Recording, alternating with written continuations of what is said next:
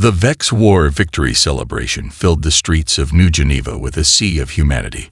Ambassador Sarah Chen watched from her office window as holographic displays replayed humanity's finest moment. The final battle where Earth's combined fleet had broken the supposedly invincible biomechanical swarm.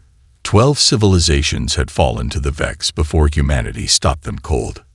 She took another sip of synthetic coffee, her reflection in the window looking as exhausted as she felt. The diplomatic corps hadn't slept in days, handling congratulatory messages from across the galaxy. Most came from species that had refused to help during the actual fighting. Her neural implant chimed with yet another incoming message. Sarah sighed, mentally preparing another polite response to another fair-weather ally. The timestamp made her pause. The message had taken 3 days to reach Earth, yet the sender coordinates placed its origin barely a light year away. The encryption was unlike anything she'd seen. It took her implant's quantum processors nearly 5 minutes to decode the first line. SUMM1S from the Council of Galactic Elders. Recipient. Ambassador Sarah C. Helis Sci-Fi Existence Critical. Sarah's coffee cup slipped from suddenly numb fingers. The Galactic Elders were a myth, a story parents told children. Ancient beings who had seeded the galaxy with life and occasionally stepped in to prevent catastrophes. Yet here was their seal, complex patterns that shifted and changed as she watched, defying her implant's attempts to capture them. Her office door chimed. Ambassador, you need to see this. Dr. James Morrison, Earth's leading xenogeneticist, looked like he hadn't slept in weeks. He projected a hologram showing twisted strands of DNA. We found something while studying tissue samples from soldiers who performed exceptionally well against the Vex. What am I looking at, James? Engineered sequences, not just random mutations, purposeful changes to our genome, dormant until now. The Vex combat seems to have activated something. He zoomed in on a particular section. This isn't evolution, Sarah. Someone designed us. Her neural implant chimed again. The Elder's message continued decoding. Transport arriving in 3 minutes. Prepare for immediate departure. Bring no others. The building shook. Outside her window, a vessel appeared from nowhere, sleek and impossible, its surface rippling like liquid metal. It was smaller than she expected, barely larger than a shuttle, but the crowd below had fallen silent in its presence. Every sensor in New Geneva must have been screaming alerts. Sarah. James stared at the ship. What's going on? She grabbed her emergency diplomatic kit, a habit from too many first contacts gone wrong. I need you to tell the Security Council that I'm answering a summons. Tell them. She looked at the DNA hologram, then at the ship that shouldn't exist. Tell them I'm going to get some answers. The ship had no visible entrance, but as Sarah approached, a section of its hull simply ceased to exist. The interior was a single room with a chair that looked designed for human anatomy. As she sat down, the opening sealed itself. No controls, no viewport, no indication of movement.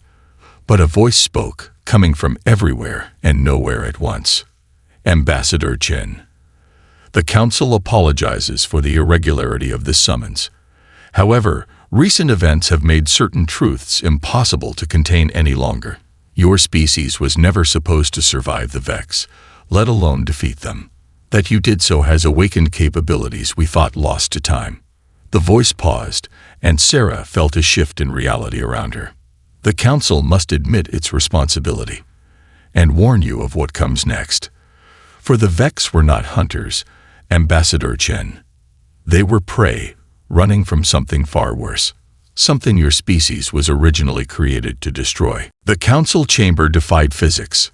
Sarah stood on a platform that seemed to float in the void between galaxies, the Milky Way a spiral of light to her left, Andromeda a shimmering disk to her right. 12 beings sat in a circle around her, each one more alien than the last. The Prime Elder, a crystalline entity that pulsed with internal light, rose from its seat. "We welcome humanity's representative," it said, its thoughts converting directly to speech in her mind. "Though we deeply regret the circumstances that forced this meeting." "You regret the circumstances." Sarah kept her voice level, diplomatic training kicking in. "Yet you watched in silence as the Vex consumed 12 civilizations before reaching Earth. Billions died while you did nothing." The chamber's temperature plummeted. Several elders shifted uncomfortably, their forms rippling with what Sarah interpreted as anxiety. Only the Prime Elder remained still. "We watched," it acknowledged, "because we needed to know if you would succeed where we had failed, if our greatest mistake had become our last hope."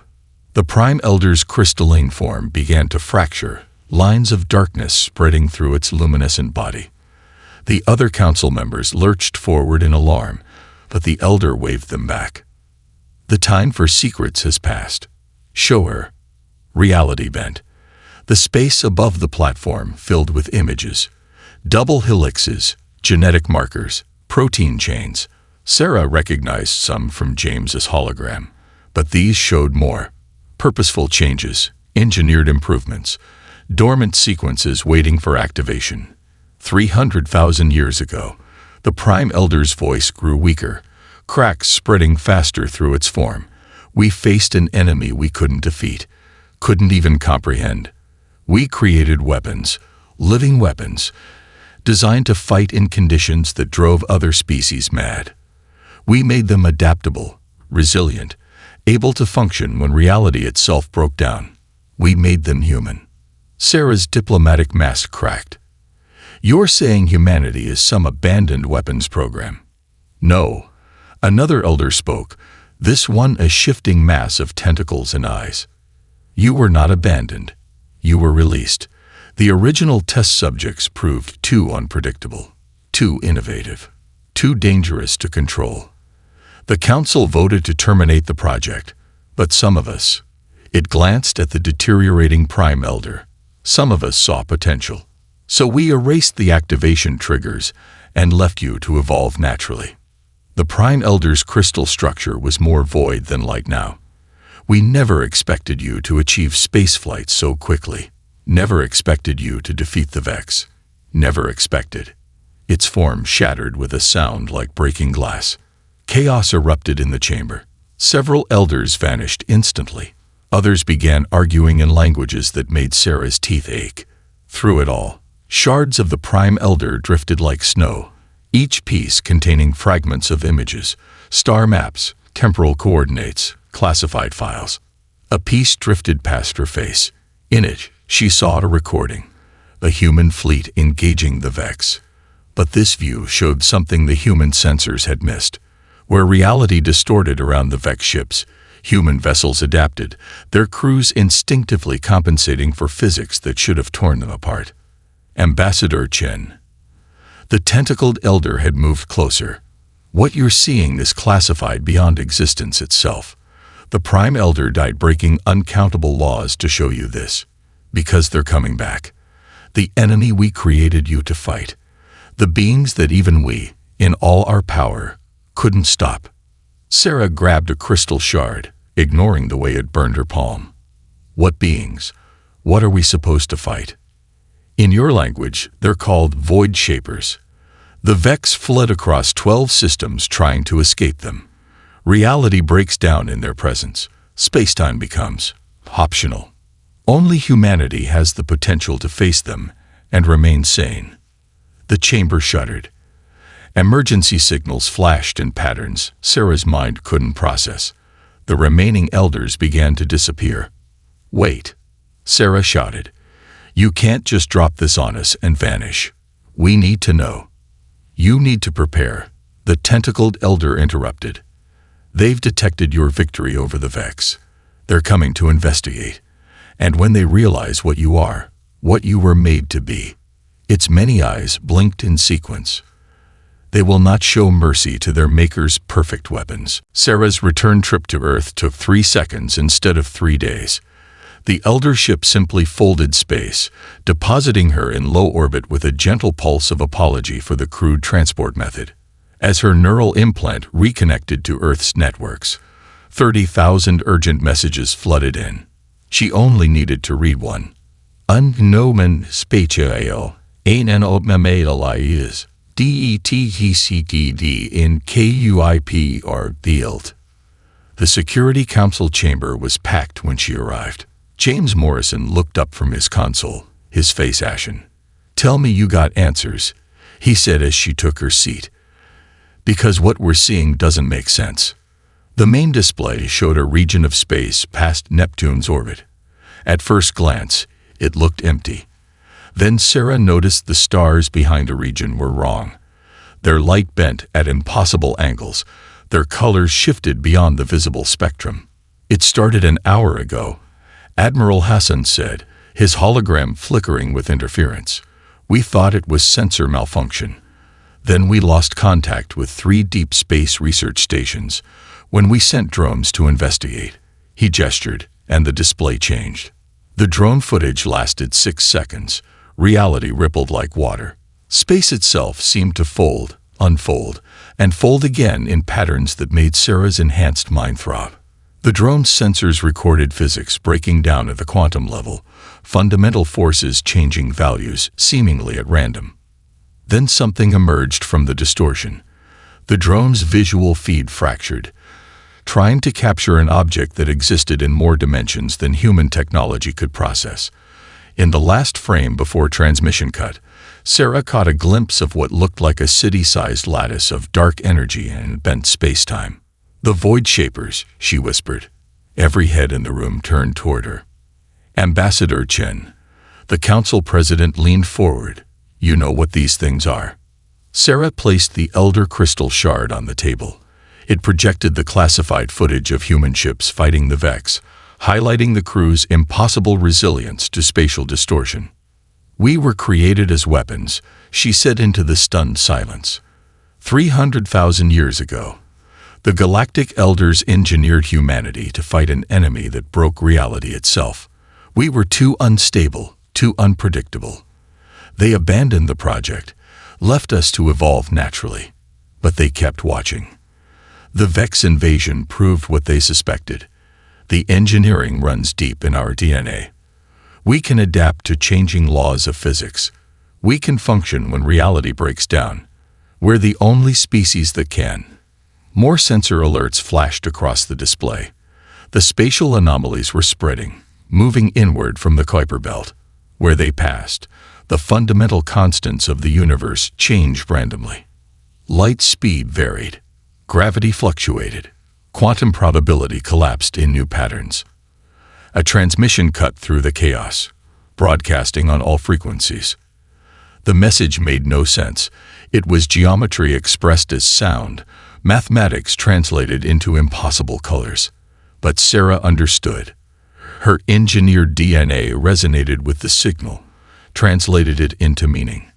"We simil the makers work in you. We tasty their fair. Their weapons will notice save them. Tis time." Admiral Hassan's hologram sparked. Deep space arrays are tracking thousands of spatial distortions forming. Whatever these things are, they're not just investigating. This is an invasion fleet. How do we fight an enemy that can rewrite physics? Someone asked. James studied the DNA projections from the crystal. The better question is, how much of our potential is still locked away in our genes? The Vex combat activated some sequences. This level of spatial distortion might trigger more. As if in response, Sarah's vision blurred. The world seemed to shift sideways, reality splitting into layers she'd never seen before. Around the room, others were blinking, shaking their heads, experiencing the same phenomenon. Their engineered DNA was awakening, responding to the proximity of the enemy they were designed to fight. The Void Shaper transmission came again, but this time Sarah saw the patterns behind the geometry, understood the math behind the impossible colors.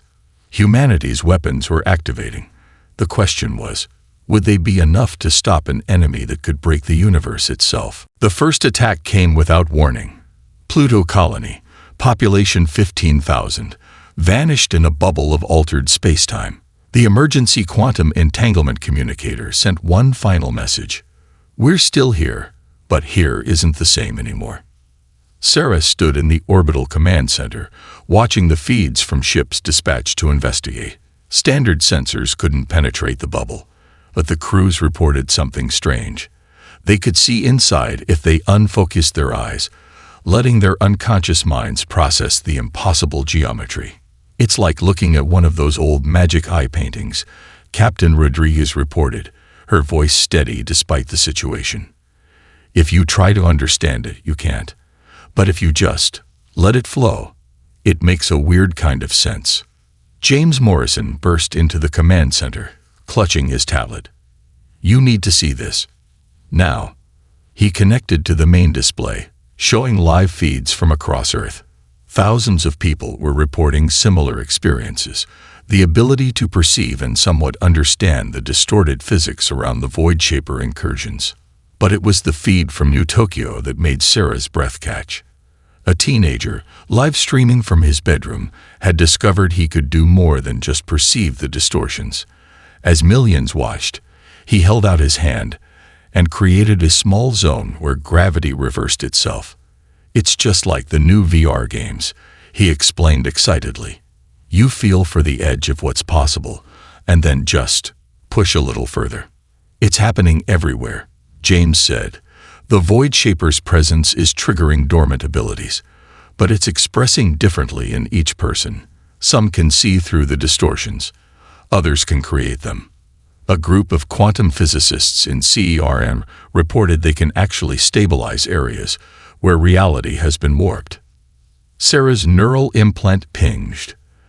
The surviving Pluto colonists had figured out how to transmit through their altered spacetime bubble. The message was brief. We're adapting. Reality is soft here, but we're learning to swim in it. Send more people. The more minds we have working on this, the faster we learn. Admiral Hassan's hologram appeared. The Void Shapers are changing strategy. They're creating larger distortion zones, trying to trap whole regions in altered spacetime. But our ships, our crews are getting better at operating in the warped areas. Each exposure makes them stronger. A new alert flashed. The New Tokyo teenager had been streaming his experiments with local spacetime distortion when a Void Shaper vessel appeared directly above the city. The stream showed the massive reality warping lattice descending from the clouds, bending light and matter around it. But instead of panic, the chat exploded with excitement. Other teenagers were joining the stream, sharing their own discoveries. They treated the physics-breaking anomalies like a new game mechanic to be mastered, their minds unburdened by conventional assumptions about how reality should work. They're adapting faster than we ever imagined, James whispered. The younger ones especially. Their brains are more plastic, more open to new possibilities. They're not fighting the changes, they're embracing them. The Void Shaper vessel fired what looked like a beam of concentrated probability collapse at New Tokyo. But a dozen teenagers, coordinating through their gaming headsets, created overlapping zones of stabilized spacetime. The beam scattered harmlessly, its attempt to rewrite local physics countered by human minds working in concert. Sarah's implant downloaded an emergency update from the Quantum Defense Network. Around the world, people were organizing into impromptu reality defense teams. Gamers shared techniques through streaming platforms. Physicists published rapid-fire papers on manipulating spacetime with conscious thought. Meditation apps were being repurposed to help people access their dormant abilities. Humanity was awakening, but the Void Shapers weren't retreating. The enemy's transmission boomed across all frequencies. Your adaptation is impressive. The makers built better than they knew. But you do know utility and understand the purpose of your creation. The breaking cannot to be stopped. Reality itself must be unanade. You were meant to help us indeed all. Sarah looked at James. They think we're supposed to help them destroy the universe. They don't realize. Realize what? That humans never do what we're supposed to do. We were made as weapons, but we get to choose what we fight for. The protests started in Mexico City. Millions gathered in the Zocalo, holding signs that read, "Not your weapons," and "Human by choice." Within hours, similar demonstrations erupted across the globe. The revelation of humanity's engineered origins had finally sunk in, and people were angry. Sarah watched the feeds from her office in Geneva, each window showing a different city erupting in chaos. Then everything changed when the Manhattan incident happened.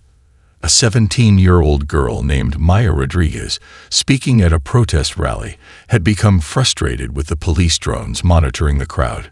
In that moment of emotion, she'd unconsciously created a zone of altered quantum probability. Every drone within 2 blocks suddenly operated on different laws of physics, their processors running on reverse entropy, their batteries drawing power from microscopic time loops. The footage went viral instantly. Maya stood in the center of Times Square, surrounded by drones dancing through impossible flight patterns, their AI struggling to adapt to operating in a bubble where causality ran backwards. She wasn't destroying them. She was changing how they existed. "It's happening everywhere now," James said, sending her more feeds. "The protests are turning into impromptu training sessions. People are teaching each other how to access abilities they didn't know they had." In Paris, a street artist created a mural where the paint shifted through colors that didn't exist in normal spacetime. In Lagos, a quantum computing expert found she could solve impossible calculations by temporarily altering how mathematics worked in her laboratory. A group of children in Seoul turned their playground into a zone where probability functioned differently, allowing them to play games with rules that changed reality itself. The Void Shapers watched. Their vessels hung in high orbit, their geometry-defying forms casting impossible shadows on the Earth below. Their transmissions had changed. "Your emergencexcevs paraionitiors. Stability protocols failing. Containment recommended." They're afraid, Sarah realized. They expected weapons, but we're becoming something else entirely. The Security Council meeting was chaos. Half the representatives attended via hologram, their signals distorted by the growing number of altered spacetime zones around their cities. The other half sat in person, many visibly struggling to control newly manifesting abilities. "We have reports of children restructuring quantum fields like building blocks," the Russian representative said, his own form flickering between multiple probability states. "Universities are documenting new forms of mathematics that only work in altered spacetime. Artists are creating works that exist in more dimensions than we can perceive. The Void Shapers created these conditions by their presence," James added, "but humanity isn't just adapting to the changes. We're taking their tools and turning them into something new, something they don't understand." An alert flashed across every screen. Maya Rodriguez had gone live again, this time with a manifesto. Millions watched as she demonstrated what she'd learned about manipulating reality. "They made us to be weapons," she said, causing patterns of possibility to dance around her hands. "But that's not what we are. We're artists, scientists, dreamers. We don't break reality. We remake it. We don't destroy physics. We imagine new ones. That's why they're really afraid. Because we're not becoming what we were designed to be. We're becoming something no one could have predicted." The Void Shapers' response was immediate. A massive distortion field began forming around Earth, attempting to isolate the planet in a bubble of altered spacetime. But they had waited too long. Humanity had already learned too much. Across the globe, people looked up at the forming barrier and saw not a prison, but a canvas. Scientists saw new laws of physics to explore. Artists saw new dimensions to shape. Children saw new rules to play with. And in that moment of collective realization, humanity did what it had always done best. It adapted, improvised, and transformed its prison into potential. The weapons had become artists, and reality itself was their medium. The Void Shaper assault began at dawn. Their massive lattice ships descended through Earth's atmosphere, each one radiating waves of reality distortion, that turned the sky into a fractal kaleidoscope of quantum possibilities. Sarah watched from the emergency command bunker as the first line of human defense revealed itself. It wasn't military. A worldwide network of gamers, coordinating through their VR rigs, had turned their pattern recognition skills to the task of predicting reality fluctuations.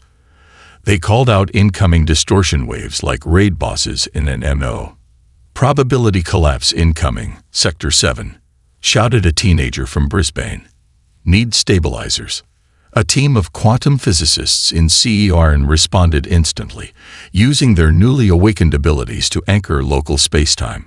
The Void Shaper attack scattered against their combined consciousness, its attempt to unravel reality meeting the immovable wall of human stubbornness. But the enemy adapted. The next wave brought something worse than physics distortions. "They're deploying some kind of mental attack," James reported, his voice strained. "People in the affected areas are experiencing everything. Every possible version of themselves across infinite timelines. It's overwhelming." Reports flooded in of people collapsed in the streets, their minds unable to process the infinite weight of all their possible lives. The Void Shapers pressed their advantage, their ships descending lower, reality breaking down in their wake. Then something unexpected happened in Seattle. A mining engineer named John Chen, trapped in the mental assault, didn't fight the infinite possibilities. Instead, he embraced them.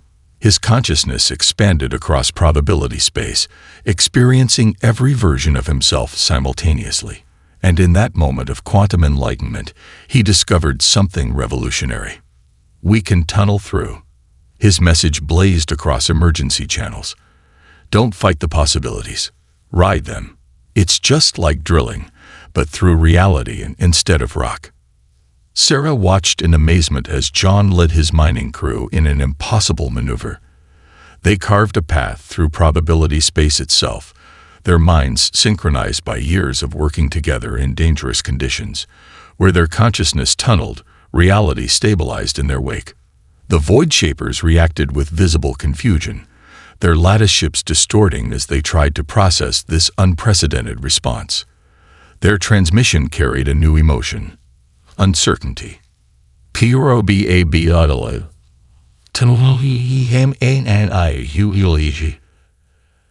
EXCEEDs designed parameters. Humankind seus neist creating unauthorized stability patterns. More breakthroughs followed.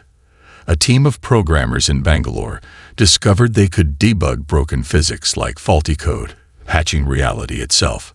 Elementary school teachers in Stockholm found their experience handling chaos made them perfect at organizing quantum fluctuations. But the cost was mounting. Even with their engineered resilience, humans weren't meant to process this much divergent reality. Nosebleeds were common. Migraines became constant companions. Some of the most active reality shapers began experiencing temporal echoes, living moments multiple times as probability leaked into their perception.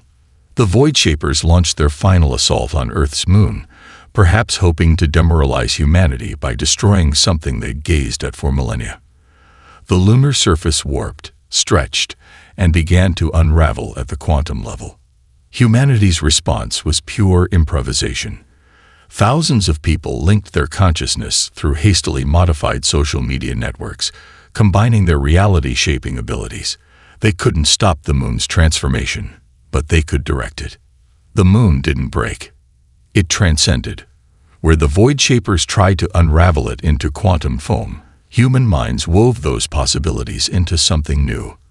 A quantum uncertainty zone that existed in all possible states simultaneously, a monument to humanity's ability to adapt and create. The Void Shapers retreated, their transmission carrying what could only be described as alarm. Weapons, evolving beyond control. Humankind suio uses an ESS and VCTYUS. Quarantine protocols INITIAHED. In the command bunker, Sarah turned to James. "They still don't understand. Every time they try to break us, we build something new from the pieces." A final report came in. The moon had stabilized in its new form, now glowing with possibilities that human eyes were slowly learning to perceive. It was neither destroyed nor saved, but transformed, just like humanity itself. The breakthrough came from an unexpected source. While most of humanity focused on defense, a team of autistic researchers at the Quantum Communication Institute made first contact with the Void Shapers. Their unique pattern recognition abilities, combined with their different way of processing reality, let them see what everyone else had missed. "They're not attacking," Dr. Lisa Wei announced during an emergency Security Council session. "They're screaming for help." She projected a complex mathematical model that translated the Void Shapers' reality distortions into comprehensible patterns. What had seemed like random chaos revealed itself as something far more terrifying. A countdown. "The universe is dying," Lisa explained, her hands moving through holographic equations. "Not in billions of years, but soon. The Void Shapers can see it coming because they exist partially outside our spacetime. They're trying to change fundamental physics enough to prevent the collapse." The revelation hit Sarah like a physical blow. "That's why the Elders created us. Not to destroy the Void Shapers, but to help them," James finished. "We were engineered to be able to understand and work with beings that exist beyond normal physics. The Elders just didn't expect us to become what we are." New data poured in as humanity's awakened abilities revealed more of the truth. The quantum uncertainty zone that had been Earth's moon now served as a window into higher dimensions. Through it, sensitive individuals could perceive what the Void Shapers saw: the approaching wave of cosmic entropy that would end not just life, but existence itself. The Void Shapers' next transmission came not in impossible geometry, but in clear communication, translated through humanity's growing understanding. "We break reality way to save it. Each alteration is an attempt to find a configuration that will survive, but time grows short. The ending comes." Humanity's response was characteristically unexpected. Instead of fear or despair, the revelation sparked a worldwide burst of creative problem-solving. If reality needed to change to survive, then humans would approach it like any other challenge, with innovation, collaboration, and their unique ability to think outside every conceivable box. Maya Rodriguez, now leading a global network of young reality shapers, demonstrated that human consciousness could do more than just adapt to changed physics. It could stabilize and sustain new patterns of existence. The mining teams showed how to safely tunnel through probability space, creating paths between different physical configurations. The programmers developed ways to test changes to reality in contained dev environments before implementing them at scale. But the most important discovery came from a kindergarten teacher in Nairobi. While watching her students play with quantum probability fields, she noticed something profound. When children shape reality through play, the changes were more stable than any forced manipulation.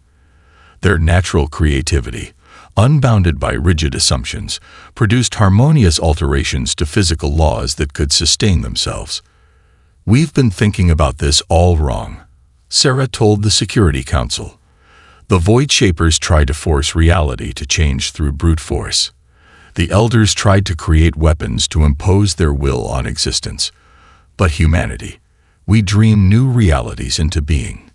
We don't fight physics, we dance with it." The Void Shapers, monitoring human communications, responded with their own revelation. "We understand now. The makers built better than they can you. You were not meant to be weapons to destroy us. You were meant to be bridges, BT2VENUVAKA. Ides, and WHA could be, between our power to break and your power to remake." Around the world, humans began working with rather than against the Void Shapers' reality distortions. Each alteration to physics became an experiment in co-creation, combining the Void Shapers' vast power with humanity's unique ability to imagine and stabilize new patterns of existence. The weapons had become artists, and the destroyers had become collaborators. Together, they began the greatest project in universal history, finding a way to dream a dying cosmos into a new form of life. The day humanity helped reshape the universe began with a child's question. During a global reality-shaping session, 6-year-old Amy Patel asked the Void Shapers, "Why does everything have to end?" The question, in its innocent simplicity, sparked a cascade of new possibilities.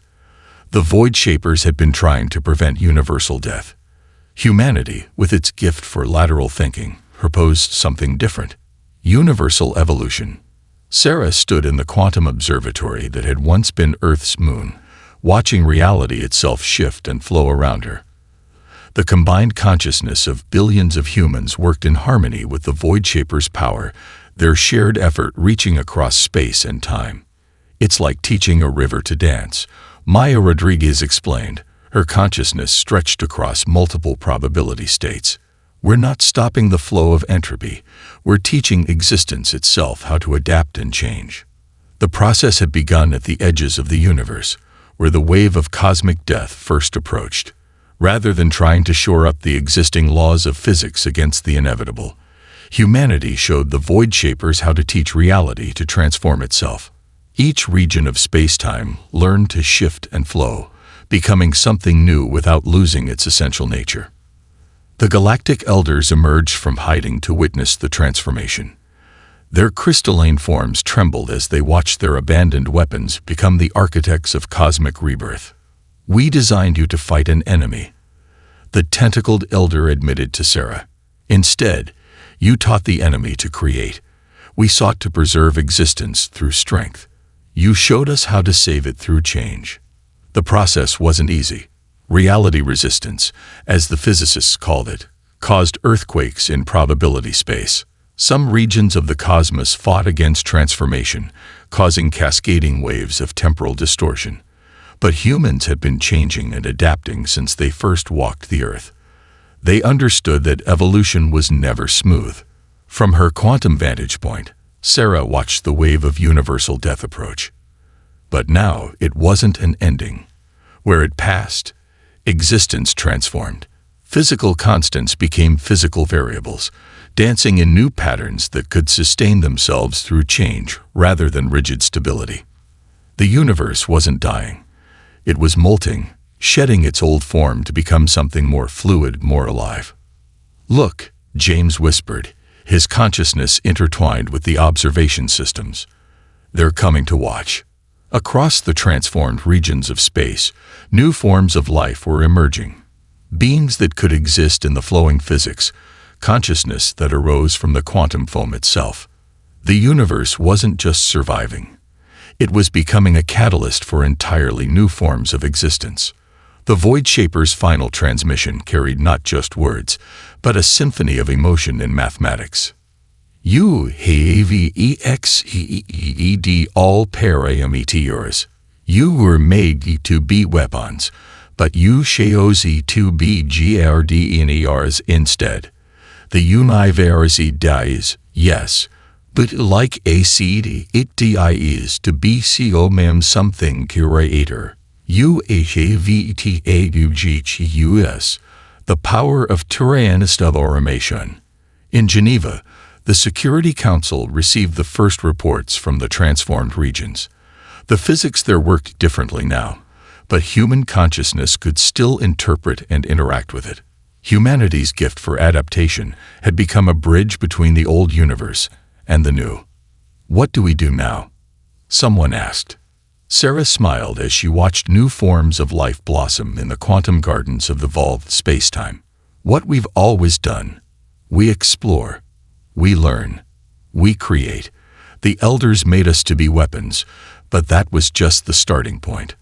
We've evolved beyond their design, beyond the Void Shapers' expectations, beyond even our own understanding of what's possible." She gestured at the flowing cosmos around them, where reality itself had learned to dance. "We're not the weapons they created or the warriors they expected. We're the bridge between what is and what could be. And now we get to help guide the universe itself through its own evolution." Above them, The transformed moon cast its quantum light on Earth, a constant reminder that endings were just changes in disguise, and that humanity's greatest strength had never been its power to destroy, but its ability to imagine something new into being. The weapons had become gardeners, and the universe bloomed with possibilities they had only begun to explore.